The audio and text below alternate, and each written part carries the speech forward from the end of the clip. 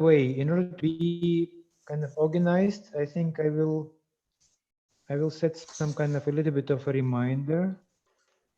Yeah, I think it's gonna be, so we will be talking not too long. Okay, I think right now we are already,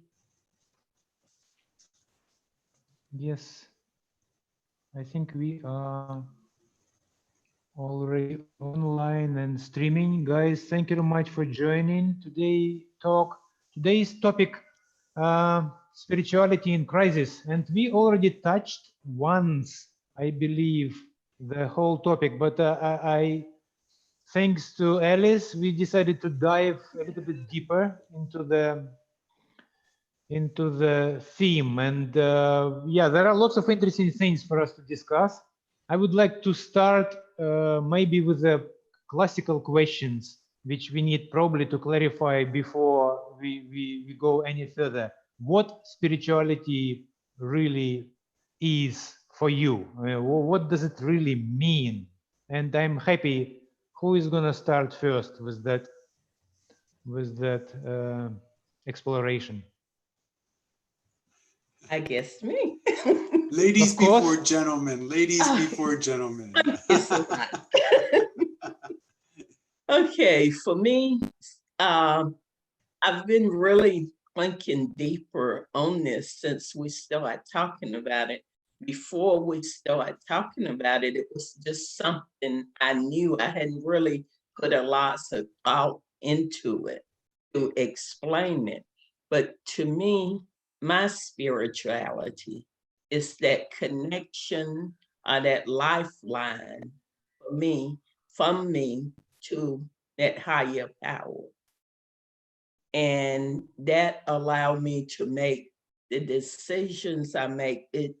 It's how I show up, but it's that lifeline, it's that connection. Mm-hmm. Immediately question, Elliss, to you, that connection with what? I mean, do you believe that there is something present kind of apart from us, something higher, Yes. which you need to be connected with? Yes, most definitely. It's that connection to that higher power. You know, some people, we all call it, different people call it different things. I call it God, but it's that connection. It's kind of like that GPS. It tells me, you know, which way to go or which way to turn. If I'm going in one direction, it gives me that gut feeling that something just isn't right. It's that guidance system. So I definitely believe that there is a higher power that controls everything. I just can't figure out. I've thought about it any other. I just really believe that. That's my core belief. Yes. Yep. Okay. Awesome. Thank you. Thank you, Elliss. John, what about you? So, you know, as we spoke last time, you know, Alice and I are probably very similar in our way that we approach this. I mean, you know, for me, I believe, you know, and I follow, it's interesting because I do follow religion and I do believe in God. And, but on the other side, I also believe that there's this higher power. I mean, if I also look at other belief systems, you know, I was thinking this morning about like Native Americans and the idea that they see spirit in animals. They see something, a higher power that's been created with the earth, you know, like the earth mother.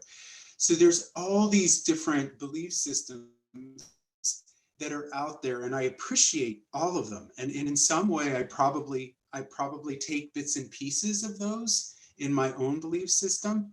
But for me, I believe that when I talk about spirit, I believe it's sometimes what we refer to as soul. It is that deepest part of who I am. It is outside of my physical being. It's outside of my identity, as one might call like the ego. What does the world And how does the world see me? What is my title? What is, am I father? Am I, whatever title I've been given, but the spirit is what I would say is my true nature. It's who I am. Where I go with this is that I really believe that that was created by something much larger than me. The way I look at spirituality is, how do I express that which is inside of me? How do I express that spirit inside of me, that soul that I have? I do believe that it's one of those things that as I look at the world, and this has been coming up for me more and more, as I look at the world, it's one of those areas that many of us have neglected, that we know, and many of us know that there's something, this intuition, the deeper part of ourselves, but because we're living so much in the time of chaos, so there's always something going on that we've sometimes ignored that part of ourselves. And like Alice was saying, for me, it's how I'm showing up, and how does that transcend into all aspects of my life, into my relationships, into my work, into even just my beliefs. And so that's how I'm guided. Last time we talked, I see it more as a light that is in us. And that is what kind of guides me. And what I'm hoping is that when I do show up in this world, I'm kind of shining that light out there. And like Alice also said, it's about how I make decisions. It guides me if I'm paying attention to it.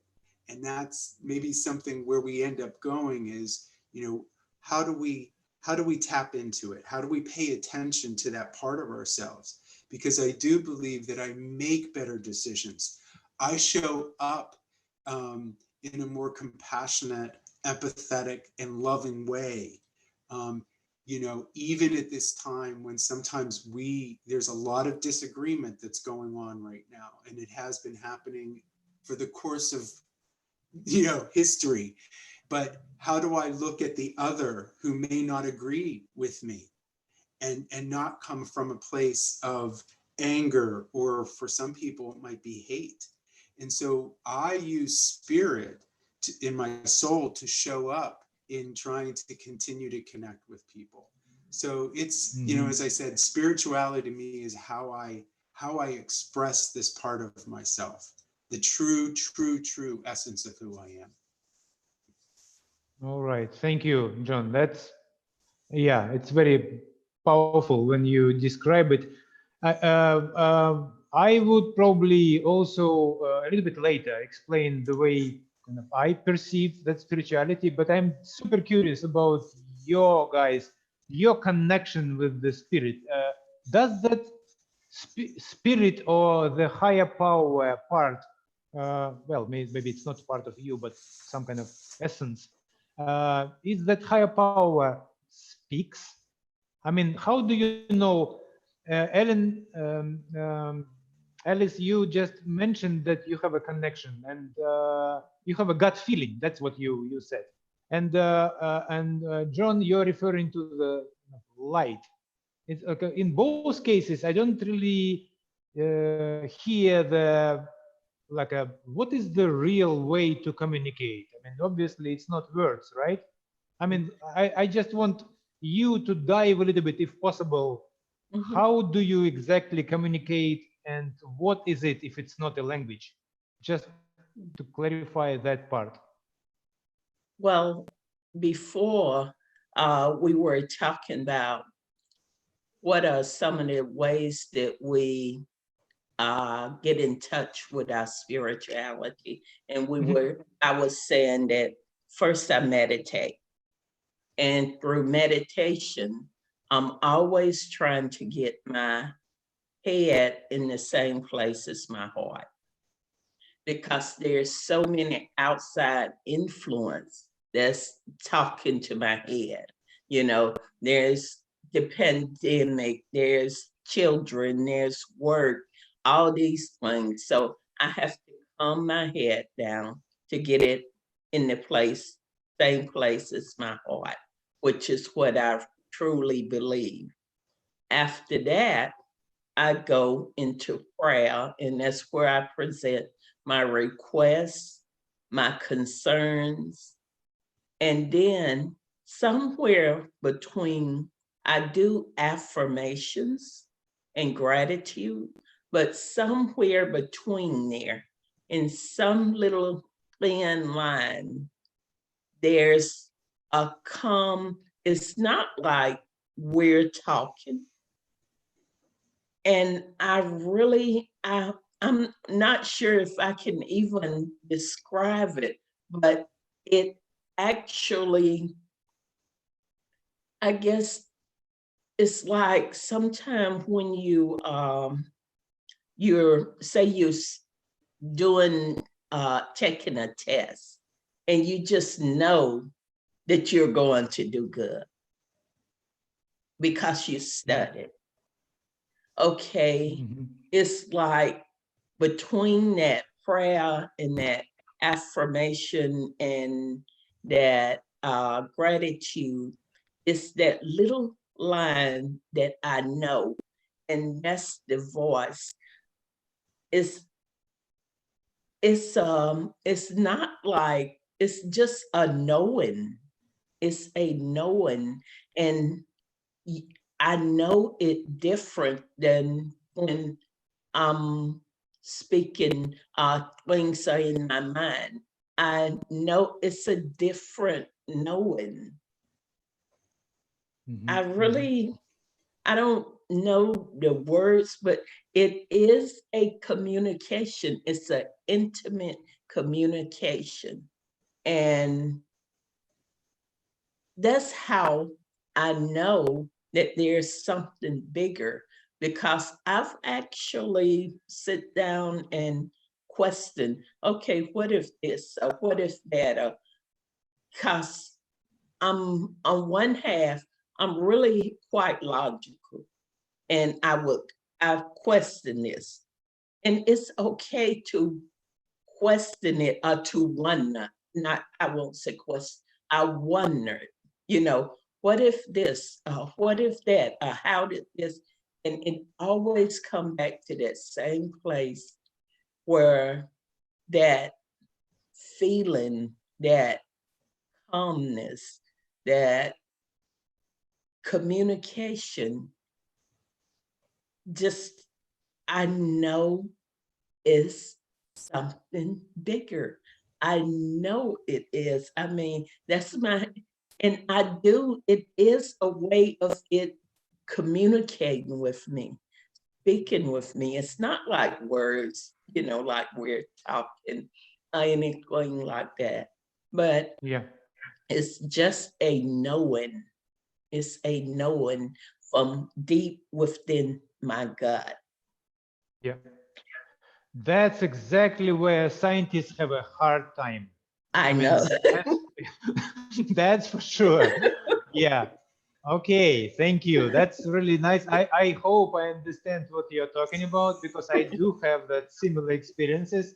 But when it comes to like a pure science, which we always kind of trying to measure something and really, really have evidences of anything, that's a hard time for sure. Okay, John, what about you? I mean, how you are in communication with the higher power, not in the communication with something else? I mean, it's like what's your explanation? What was coming up for me when Elliss was speaking was, it's almost, again, it's not a voice. It's this sense of connection. It's a sense of, as Elliss said, knowing. Sometimes if you think about this moment, like think about our breath. Without our breath, we're not alive.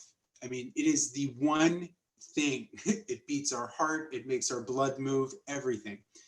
But there's a point between when you inhale and when you exhale.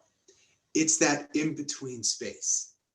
And I just use this example that's where I believe it's like, it's going to happen. It's that in-between space that you're in when you kind of receive, and so, I do, just like Elliss, I do a lot of affirmations and mantras. I use a lot of I am.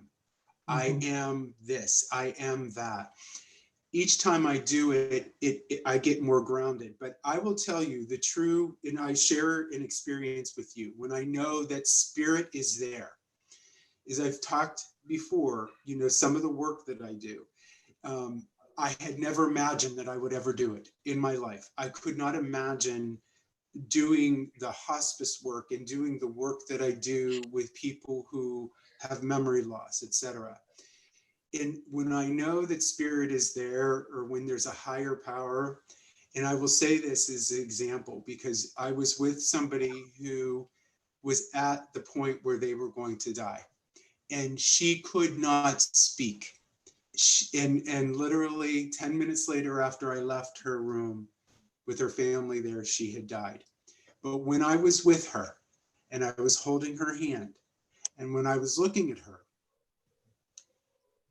and I can still feel it now, I almost have shivers in my body. There was a connection that I cannot explain, but where it came from was that my heart, there was this tingling inside of me that I knew that I was providing comfort to her, and she was giving something back to me.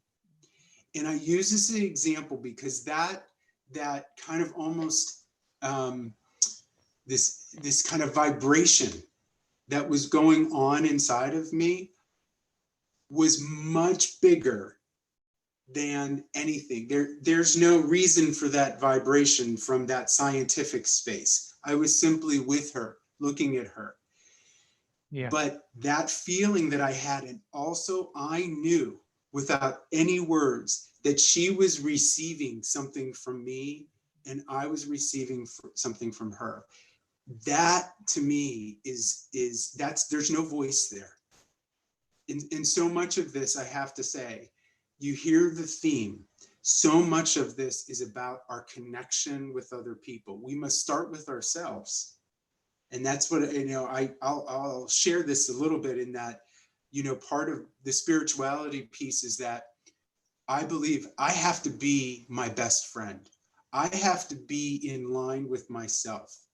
And it's challenging, you know, because you've got all these messages going on. But I've got to be in a space where I'm okay with me in order for me to give that part of myself out there. But, you know, again, I just think it's something that you can't tap into, but I do believe you feel it. I do believe there's an energy that occurs. But that connectedness is my theme, because we as human beings, we only survive when we are connected with other people. And I believe that's what spirituality is about. It's about connection. You know, it's about connection to something bigger, but it's also connection to something and those people that are around us. That to me that's what it's all about. And I think this is what's funny about it, because it's hard to describe. It's hard to put your finger on it, which is why I think a lot of people shy away from it. But well, I think it's not just funny; it could be also tragic, because I believe there are lots of, I don't know, conflicts and religious, I don't know, wars or whatever, just because people are trying to describe, you know, maybe their sensation, that kind of connection which cannot be expressed in words, they are describing differently, and they attribute it to different, I don't know, gods, or giving them different names, and then they start to follow that particular different directions, and then eventually fight, you know, proving that, you know, my God is, you know, better than yours. I mean, but it's interesting that probably when you downgrade, you know, all that notion about God or whatever, you know, to some, you know, like a real experiences, it comes to feeling which cannot be expressed in words. And that's where I believe that lots of conflicts and lots of misunderstanding really kind of originated, because we put all those unexpressible feelings into the different types of words. and maybe those words are not coinciding, and yeah, as a result, it's like I have a feeling that imagine that our word is the brick, and then we see the rows, and we are trying to, with the bricks, to give I don't know, to give other people description what a rose is using bricks. Well, you could try to imitate kind of with the bricks, and something will be close to rose, but it's never be a rose.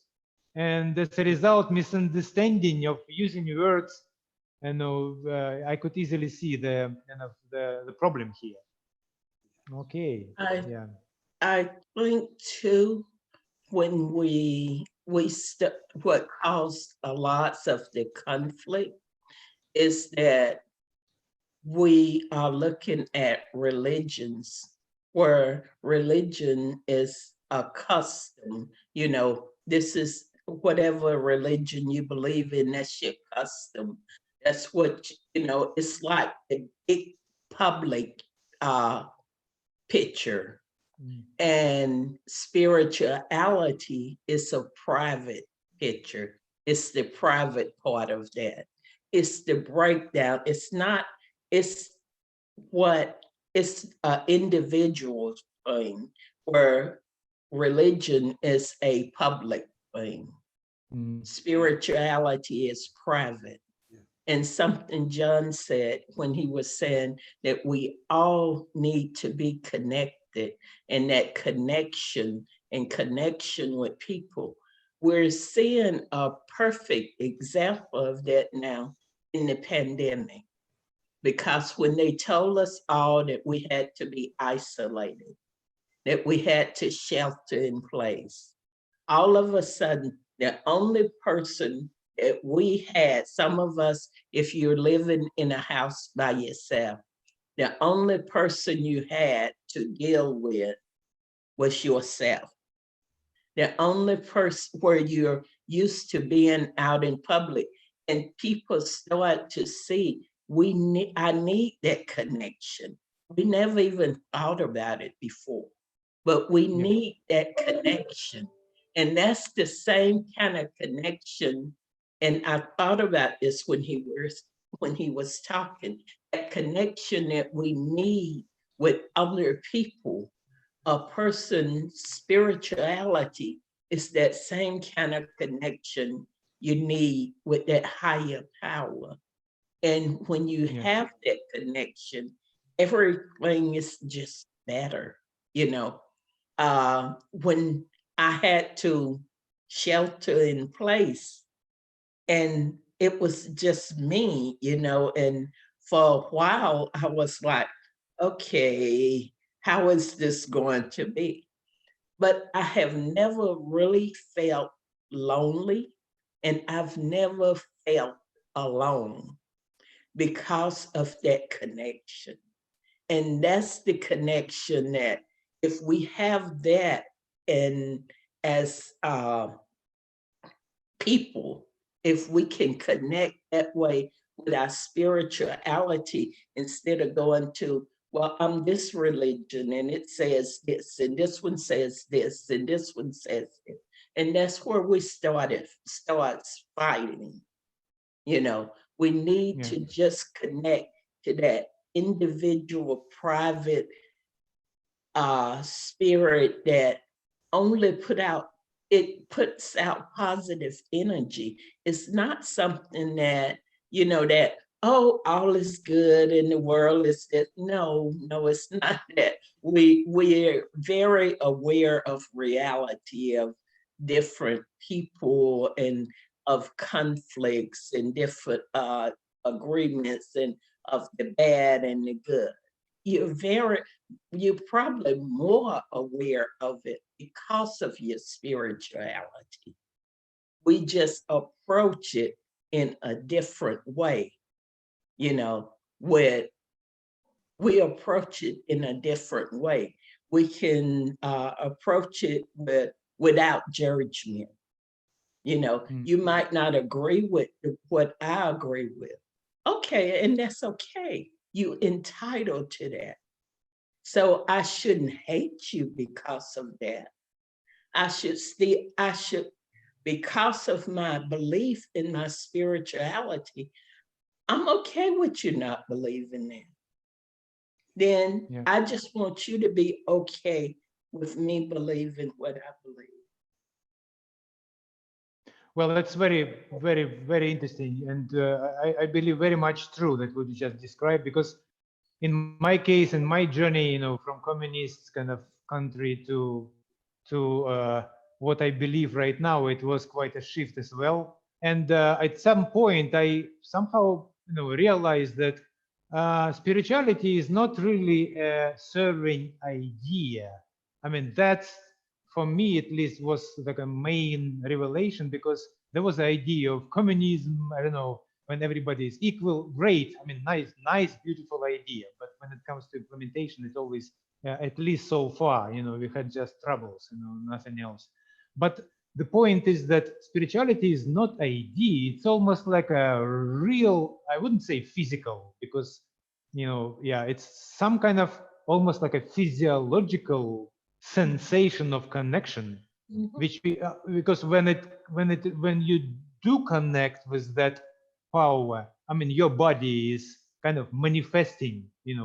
John was referring to vibration. Like there is a sensation. Our body is kind of confirming in some subtle ways that we are connected. And for me, I remember in university, I was thinking, because I was raised in the communist kind of era, and I was thinking, well, is there anything kind of when we die? Is that it? Nothing else is behind. So it almost like immediately I come across the book, which was under, how to say it, like forbidden at that time. It was, I think, 1982 or 83. It was still communist kind of country, and the title of the book was the life after death. I think Moody. I mean, the guy who is the surgeon, I think, doctor, and he was interviewing, I think, more than 1,000 people who experienced the clinical death. And it was, when I was reading, it's like, wow, thousands of people like describing very similar, physiological changes. When they suddenly they saw themselves out of body, they saw the surgeon kind of, and they were almost like looking from the ceiling, on himself lying on a table and surgeon around, and then they turned and then they see the tunnel and then they see light. And there are some kind of different ways of description, because the Muslims, they saw some Allah. I mean, some other people saw the Jesus Christ. I mean, yeah, there are some the differences in description because of the belief kind of system. But as a result, the whole sequence is pretty much the same for everyone. And of course, it's not scientific proof, but nevertheless, I was thinking, wow, that's really interesting stuff. The book almost like answering to my question that there is something after. And by the way, many years later, I personally experienced. I had in my life, I had 3 experiences out of body. So I had that kind of being in a, whatever you call it, not spirit maybe, but in some kind of different dimension, when you look at your body and see, and you still continue to think and perceive, but you are not your body. You see yourself totally from outside. So I don't want to dive into the kind of details of that, but definitely my conclusion was like, we as our body is actually seems like not the answer and not the only thing which right now we have here. There is the case is much more complicated. So that was my conclusion as a scientist. Yeah, that was really interesting. John, how you could comment? Well, it was interesting. I'll just quickly expand on what you were talking about, because I've read a lot about this as well.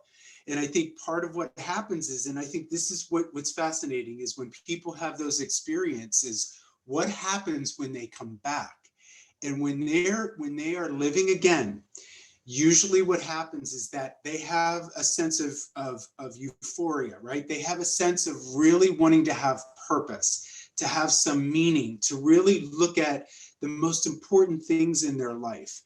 They're looking at how they you know, are living their lives well.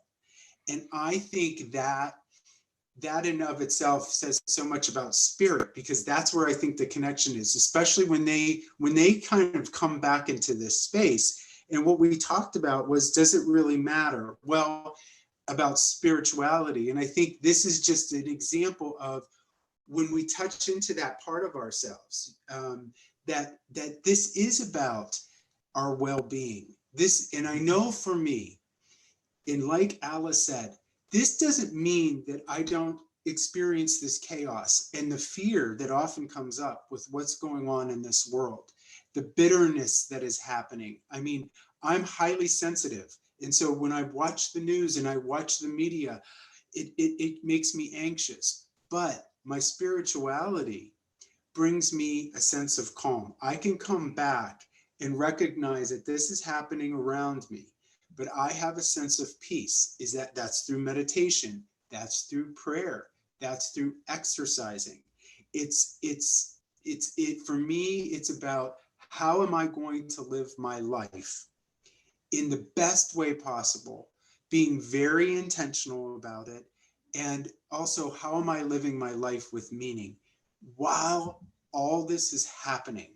And it's all, we've talked about this, where, you know, for me, where am I putting my attention? Am I putting my attention into the fear, into the lack, you know, into, oh my gosh, am I going to have enough money to pay my mortgage tomorrow? And those are important and real things. But on the other side, I'm not going to be able to manage that if I'm in a state of chaos. And so my spirituality brings me much more into center so that I can think more clearly.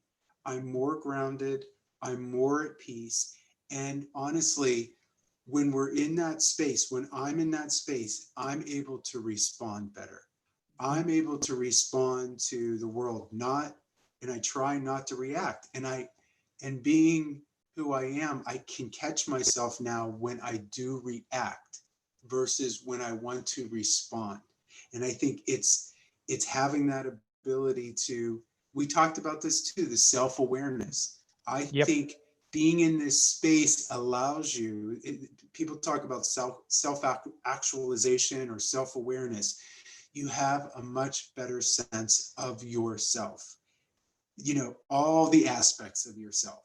And so, again, I think this is about how we live our lives. How am I showing up and responding yes to this world that has a lot of things going on, and there's a lot of negativity and there's a lot of fear. But spirituality keeps me, I hope, and this is a journey, and this is the other thing I'll just finish with, is that everywhere you read about people in spirituality, usually what comes with this is, I continue to work on this. This isn't something that just magically happens. This is a journey, and I expect that I will be on this journey until, you know, when I'm not here physically on this earth. But that's the other part of it. Not, you know, for me to say that this isn't like a one-stop deal, like, oh, I'm spiritual and everything's great. No, that's not how it works. It's about practice. It's about, you know, just continuing to move forward, but it is a journey. So it will take my lifetime to really, you know, walk in this way while I'm here. Wow, thank you, John. Even though you disappointed me a little bit, because when you said, I thought like, yeah, I'm spiritual, but it's not how. It's so pity. But I agree with you. It is a journey, and it's some kind of almost like a connection which you need to practice and practice. It's something which fades and then gets better. And if you're doing certain things over and over again, and if you consistent and follow the path, it gets better. That's really amazing. Elliss, what you can add to what John just said? I agree with what he was saying. It is a journey, and it's all kind of little paths. It's one road, and you got a path to the left and one to the right, and then another one to the left.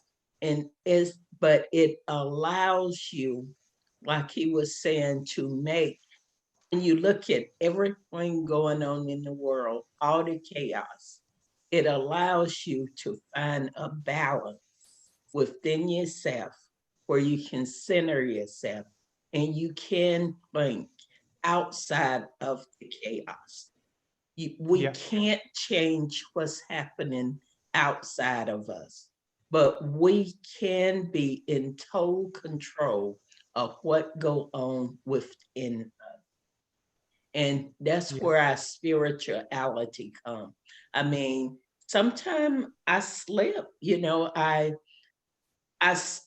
get pulled into what's going on outside in the world, and I'm like, oh, this shouldn't be happening and that. And then that little voice inside just kind of remind me to come back to my center.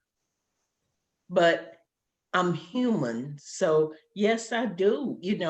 I do get caught up in what's going on in the world. I mean, that's the way we operate as humans.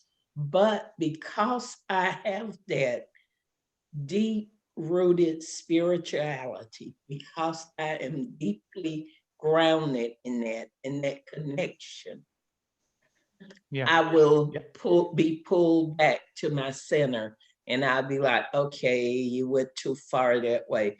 Get centered, and then, like he said, you can make better decisions.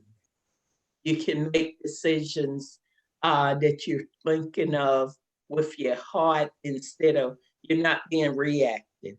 You can be proactive. So that's the beauty of it.